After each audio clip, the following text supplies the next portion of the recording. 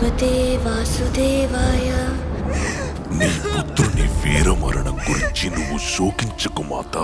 నమో భగవతే విష్ణువు నీ సామర్థ్యాన్ని ఇలా సవాలు చేస్తున్నాడు. నువ్వు నీ పుత్రుణ్ణి వధించాలనుకుంటే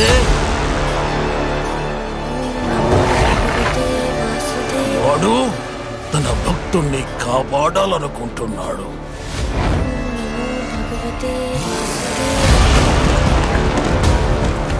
ఇది ఒక తండ్రికి పుత్రుడికి మధ్య గల అనుబంధానికి సంబంధించింది కాదు, ఆధిపత్యానికి సంబంధించింది.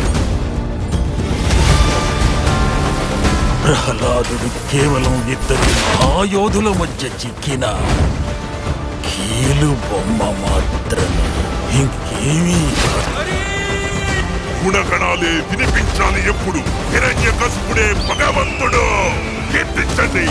ఈ విష్ణువు అంతటా వ్యాపించి ఉంటాడు కదూ. అలా అయితే అతడి స్తంభంలో కూడా ఉండాలిగా. అందులోనూ ఉన్నారు.